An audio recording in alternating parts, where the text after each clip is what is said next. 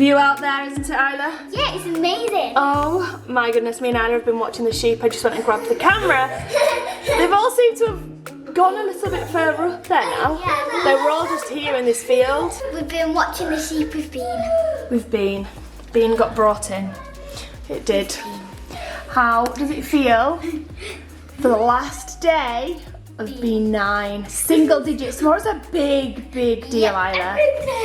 Because It's a I'm big never day. going to be 1 digit again. Always Never. 2. You'll always be 2, maybe 3. I can't wait. I'm so excited for tomorrow. Me too. Ignore the time on that clock. It's about midday right now. And we are all just about ready for the day. We've all had showers this morning. It feels so nice to be able to get a proper shower. I know I've mentioned before you can shower in the van, but you just feel like you've got to be really quick, and it's kind of just one of those essential showers to quickly wash. Not like a, you know... Yeah, not like a... chill in the shower, loving life type of thing. You can tell because my hair's gone all fluffy. This is the regrowth, guys, from the hair. Look at the state. This is the regrowth from the hair I lost after having neither. It was so bad, and now you guys can see why, like, what is going on there. Anyway, we'll just brush that across like that. Yes, Isla? You need to do my hair in French plaits. Yeah, I want me to plait her hair today so that it's all nice and curly for tomorrow. Wait, these are going to be so curly, wait. Because I've had these in all night. You've had them in like 2 days, Isla. Yeah, I have. Oh, really curly. So the plan for today is to visit a little cove that we were planning on visiting on this trip anyway. It just so works out that we're like round the corner from it. So it's really, really good. I need to make a few phone calls because I want to book a little something special for a special certain 10-year-old for tomorrow. Whoa, that looks so cool, Isla. I love it. I need to get the other one. So I need to make a few phone calls for that, and then I think we're going to explore this little area. We're on like an island, I think, right now, Chris said. I might have got that wrong, I probably did, but I'm pretty sure we're on like an island right now. An island. And when we drove in yesterday, excuse me, I did film a lot because it was like an hour-and-a-half drive. I did film quite a few shots of the roads and things, but not like the most amazing shots, which was just as we got here, because I'd filmed so much. But we'll film some of that for you guys today. Yeah, Jace needs my assistance, I think, so I'll see you guys in a little bit. So tomorrow, I've thought of something to book for Isla's birthday. I'm not telling you guys what that is today, but I feel like Isabelle will love it, but she said like it's not ruining her day, but she's worrying about what I've booked. I don't like... Because she doesn't... Yeah, I like uncertain things. She's not an adventurous person. And she's like, can you not tell me what it is? And I just feel bad. So I'm going to tell Isabelle what it is now. Just so that she doesn't have to worry. And it's not a surprise for her anyway. It's for Isla. But it is something that she is going to be doing as well. So you guys can see her reaction to what it is. Wait, quickly, people better look pretty. You can't face the camera when you say Okay, I'll face it to you. Okay, so obviously we're in quite a remote place. Yeah. But because it's a special birthday, she's 10, it's double digits, I wanted to book something that she will remember doing on her 10th birthday. So I didn't want to do just like soft play or something. So one of the only things available that I thought would be fun for you guys to do. Animals. Oh my god. Is it like sheep yoga or something? Sheep yoga! Sheep yoga! What? That's a thing, you know. No, it is. No! Yes, it is. No way, sheep yoga is a thing. goat yoga. Yes, it is. There's a goat on top of them. I can't, There is. Isabelle, no. We There can't. is. No. No, there was. I'm gonna have to Google goat yoga. No, I sheep swear yoga. that's the thing. I'm pretty sure that's the thing. Okay, anyway, so I thought, and I've booked. Oh god. Yeah? What?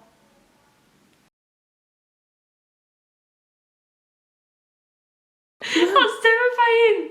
No. I'm not going to be able to do that. No, it's for beginners. No, it's not. Do you definitely not want to do No. it? Yeah, you do. No, I don't. You do. I don't. I don't. Why? Okay. Well, I'll just see on the day, but I don't think I'm going to want like... I'm kind of glad I've told Isabelle now because she's like, no, that's not for me. I don't think I'd like doing it. I think you'd love it. No, I wouldn't. It'd make me too scared. I'd like fly off. Isabelle, you can't fly off. Yes, you can. Isabelle, you are so dramatic. No, I'm not. Anyway, I knew that Esme and Isla would absolutely love it. Yeah. I kind of thought you might enjoy it, but now I've seen your reaction, I'm like, oh, maybe not. I feel bad.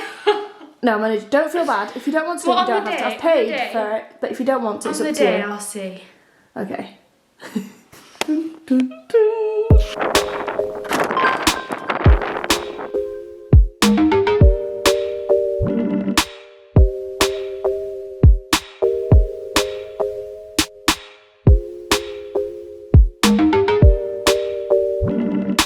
Oh my goodness, this is a bit of a hairy drive. We've now got back. Oh my gosh! I can see it! Oh my gosh, I feel like I'm wasting the camera on me. I'm wasting it. Oh my goodness, these views are insane, and that is where we're going.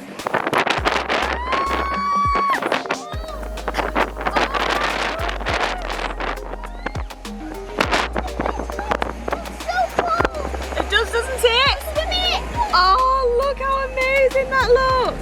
I don't know if you guys heard in the background then Esme said this place reminds me of the place that Dad lost his drone in Scotland, and it kind of reminds me of that place, so be careful with your drone today. Dad prompted me to tell you guys what happened yesterday with the drone, babe. I'll talk to them about that later. I'll talk to them about that. Me and Chris almost weren't talking at all for the rest of this trip. I'm only joking. But you guys know the drone dramas in our family and the dramas of Chris buying this brand new drone that he bought for this trip with the promise that he was going to be super careful with it. And insert the clip now. Little edit cut in here a couple of days on from now as I'm editing this video back. I need to explain a couple of things. So I wasn't sure whether I was going to actually talk about this or not because I was a bit embarrassed about it, but turns out actually the footage is too good not to share with you guys. It's a little bit shocking what you might be about to watch, so viewer discretion advised. So the day before we went to go down Patrick Head to see the beautiful stack in the water. I took the drone out and it was very windy weather. You guys know we've had really bad wind and rain for the last few days, or the first little portion of this trip anyway. And it was really windy, and I took the drone out to film this beautiful flat top mountain. I'm going to show you that clip as well. I actually, sadly, never ended up using it in the actual edit of the video for that day. So it kind of is even more gutting that that this happened in the first place. But I took my new drone out. I'd used it maybe 3 times before then, and it's perfect. It flies the same as my other drones do. You know, all the DJI drones all fly the same pretty much. They just all have like different features or better cameras. The camera on this one is insane.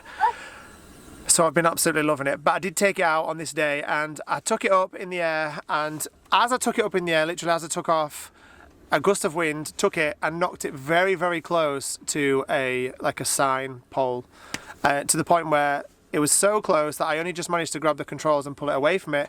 But as I pulled it away from it, one of the rotor blades touched the pole, and the drone kind of became unstable and dropped to the ground. Not from height, it dropped to the ground into mud as well. So I was completely shocked, and I was like devastated because I thought I damaged it.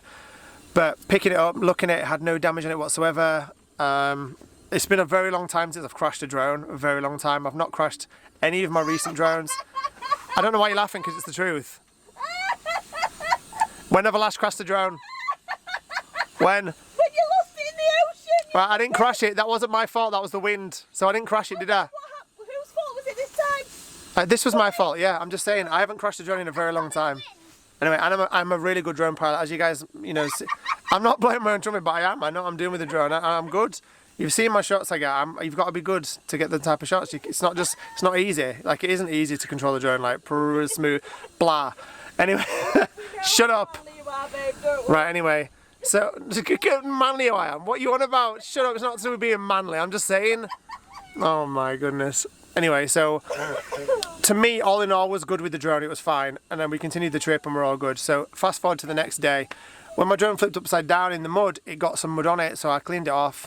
The next day we got to Downpatrick Head. I booted the drone up. It was perfect conditions, no wind, nothing. It was just sunny and lovely. It was good. It had been so awful for the last previous few days. And the engines at the front wouldn't start. They said they were blocked. So I was like, that's really weird. Never had that before, ever. I thought to myself at first, it must be a bit of mud maybe jammed in there that's gone hard. And then he thought, oh, I'll send it up anyway. So I turned to the engines and they freed. They did free, to be fair, and it booted up. It didn't sound all the way right, but probably stupidly, I just thought it was a bit of mud caught in there that was going to just burn off or burn out or whatever, or just dislodge itself. So I didn't actually, did I? I didn't send it up and be stupid with it. I sent it up in the air and I moved it side to side, right and left. I wanted to send it out over the ocean and round this stack to get an incredible shot of the headland. Yeah. But after it doing that, I didn't feel right, and the engine didn't, it sounded a tiny bit more high pitched than usual. Which I was like, okay, maybe it's just because there's a bit of mud stuck in it. So I flew up and down the cliff a couple of times, did some manoeuvres with it over the cliff in case anything happened, it would just drop to the cliff. Nothing happened. It was fine, and it actually sounded good. So what did I do? I got confident and I sent it up above the cliff. Luckily, this happened on the first shot. I sent it up high above the cliff, up to 17 metres. It went up to 24 metres above the cliff. I think metres actually has a T in it. It went up to 24 metres above the cliff. Filming this stack, a beautiful shot as it coming round, and then all of a sudden I just saw the drone flip upside down on the camera, looked in the air, could hear this awful squealing sound of it trying to save itself, and it was just tumbling out the sky from 24 metres. About that close from the cliff edge. It was so close, it was ridiculously close to the cliff edge, and it smashed into the top of the cliff, and my life ended. Just like, I was like, Sarah was like, the daggers. She was like, I could feel her eyes burning through my skull. Like, you've just literally thrown a 2,000-pound drone out the sky and smashed it. And I was running over to it. It kept filming the whole time I was running towards it, to be fair. So you're going to see that as well. I picked it up. I looked at it. All of the propellers were smashed off. But it looked all right apart from that. But I was too devastated to take it in at the time. I was like really, really gutted that this had happened. I didn't understand why. Anyway, we got back to the van. Gave it a good inspection, a good cleaning. Luckily, thank goodness, there was not a single mark. There is not a single mark on that drone. It's fallen from height, like serious height, but onto grass. And there isn't even a single mark on it. It works perfect. It's working all good. Luckily, I had a spare set of propellers for it that I bought as well when I bought the drone. And I just put them back on, and it's been flying perfect ever since, and I've used it in every video we've made since that day. So really long story short, what had happened the day before when it had crashed into the sign, one of the propellers had sheared inside the engine. The little plastic bits that hold it to the engine had sheared off. I'd not noticed this because I hadn't inspected it properly enough. When the engine wouldn't turn the next day, I think it was probably one of the bits of plastic that was stuck in it rather than a bit of mud, and I obviously dislodged the plastic by moving the engine a bit. So when I sent it up in the air, it just so happened that when it got too high, that propeller, which wasn't held on properly anymore because the fastenings had sheared off, it just came off the drone altogether, and it lost an engine because of that, and it just fell out of the sky. So, a bit of an embarrassing story. That's why I don't like buying drones. A bit of an embarrassing story for me, to be honest, because I feel like in hindsight I should have inspected it deeper to make sure all the propellers were definitely not damaged after that little knock the day before. It was the tiniest, weeniest little knock ever though, like there was no visible damage on the propeller at all, so it must have all just been internal that it happened. But long story short, I dropped a 2,000-pound drone out of the sky from 24,000 feet. 24,000 feet what? From 24 metres high over the edge of a cliff. And it survived. There's the story. I wanted to show the footage because it's quite cool of it falling out of the sky. But it was traumatic. It was almost as traumatic as the Sea in Scotland incident, which I don't want to talk about ever again. I was watching it tumble out the sky and it was going It was, all you could hear was its engines firing all over the place because it was trying to save itself, and it fell for time. Like it was a lot of seconds it was falling, as you're going to see from the video. Anyway guys, thank you so much for watching this little spiel, and now you can go back to the video.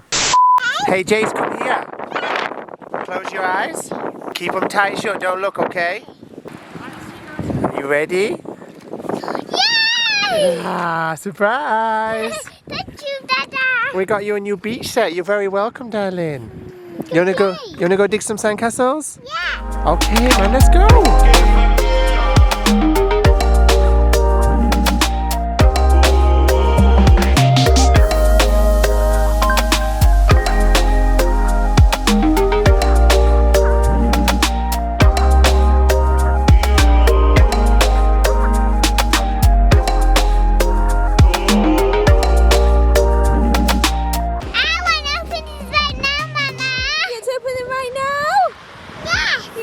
a big sandcastle then? Yeah, Mama, open them. What do we say? Please, Mama. Goodbye.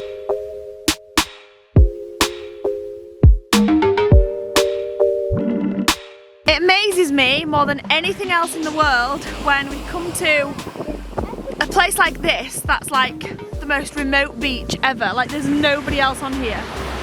Hardly. And we can still bump into IFAM. How is that even possible? Like we just bumped into the most lovely family. Yes. They were so lovely and they were telling us about a place around here called, or it is, the Deserted Village. The Deserted Village. That sounds right up my street. It sounds spooky and eerie. And she said there's some good history surrounding that. So we need to look that out. We need to find out where that is and definitely make a visit to there.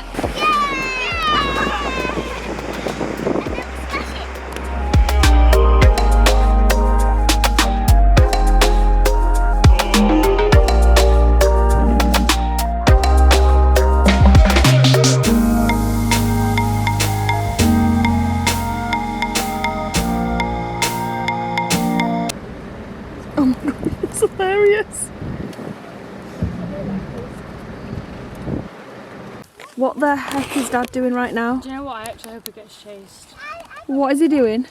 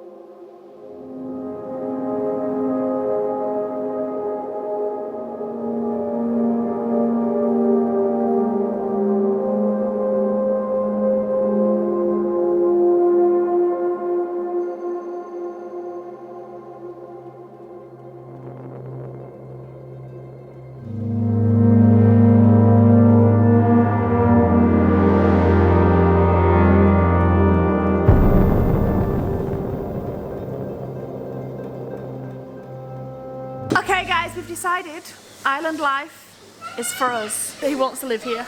It's like, this is literally the most beautiful place I've ever seen in my whole life. This Achill Island. I hope we're pronouncing that right.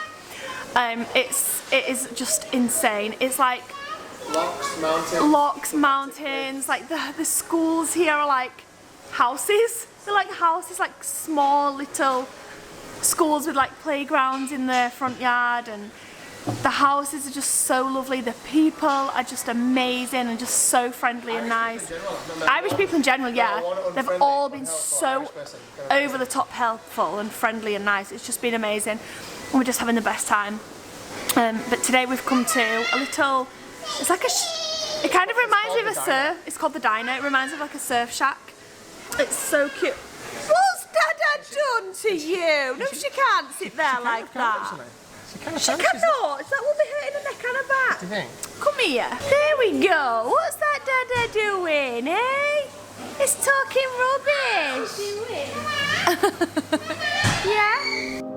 After filling our tummies with some absolutely delicious food, we decided to make the super short 10-minute or so journey back to our little house and get preparations underway for Isla's big 10th birthday.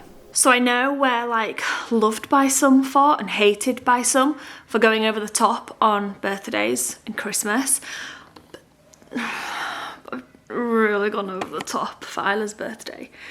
And that's saying something when even I'm saying that, because usually it's Chris saying it and I'm like, no I haven't. There's like this and that, and you know, this is what they need and blah blah blah.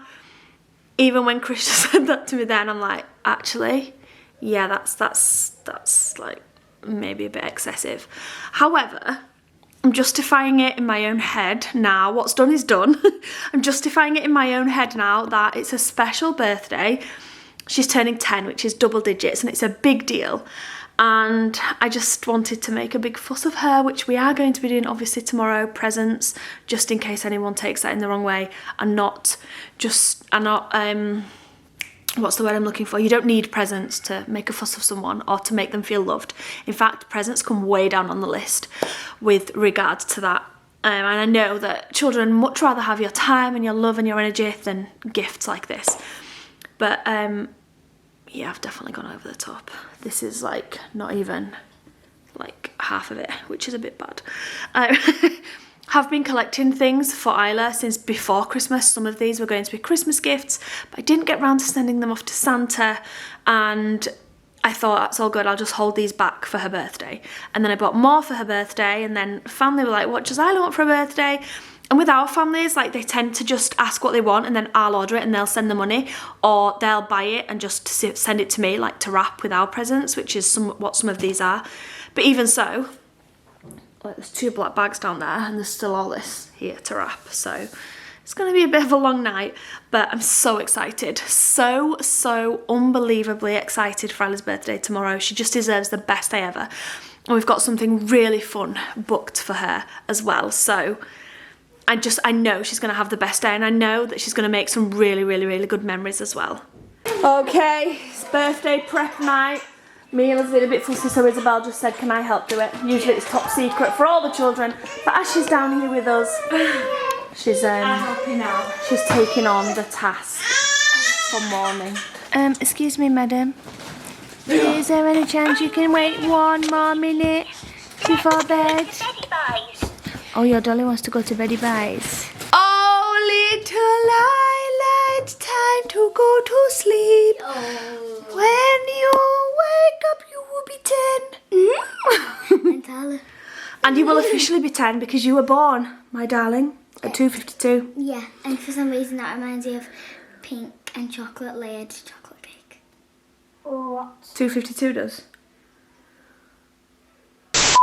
So it's crazy to believe that this time 10 years ago, it was actually Easter Sunday. I was 4 days overdue. We'd been to our local woods for a big long walk. I was born on one Easter Sunday. Well, you was born after because it was Easter Monday. It was, we'd gone for a long walk. Oh, I thought you'd fallen off the bed. We'd gone for a long walk and to find Easter eggs in the woods, and we got back and little Miss Isla has been a bit naughty and wasn't moving. So I laid on my side, I had some cold Coke. She still wasn't moving too much, so we went down to get checked out. It turns out that her heart rate had dropped a couple of times when they did the monitoring. So they decided that they were going to induce me because I was 4 days overdue anyway, and they don't like to risk anything with heart rates dropping and things like that, especially when you're overdue, but also when you're not overdue, so definitely get checked out. I'm glad I wasn't born on my due date because then it would have already been my birthday. It would have. So yeah, it was 4 days over. They decided to induce me at midnight. She came and they decided to do a pessary. They inserted that at midnight, and she said that I wasn't favourable, my cervix was really far back, blah, blah, blah, blah, blah. She walked away, my waters broke, and I got the biggest contraction. Went and told her that I'd got the contraction, and she told me I'd peed myself. I said I've definitely not. She's my 3rd baby, I know, like. And she's like, you sometimes can't tell. And then she reluctantly gave me a sanitary pad and said, put this on and we'll be able to tell if it's wee-wee, basically. And I was like, okay then. So I put it on, and it turns out that it was green. As Isla gets this story often. Well, not often, but on a birthday usually. Which means that there was meconium in my waters. So Isla had pooped. There was poop tissue. It could be a sign of distress. So they decided to get me straight up to delivery suite. This was about midnight, midnight, and yeah, she was born at 2:52. So it's a really quick labour. Very quick. Fast forward to 10 years and we got this little sassy queen. Yes. You excited for? Oh my gosh! I just looked at the clock to see like the time on the camera to see how long I've been filming for, and it was 2:52. That's so weird. That's so weird. It was 2:52. Oh my gosh. Right, anyway, I'm going to end the vlog here because it's a big one today and we've got a big day tomorrow. You need to come back. Yeah, don't leave me. You have to come back. Don't leave me this way. No, that's sad. Okay. Thank you all so much for watching this vlog, and don't forget to come back tomorrow for Isla's big special birthday. Yeah. We'll see you back here tomorrow at 5 p.m. Good night.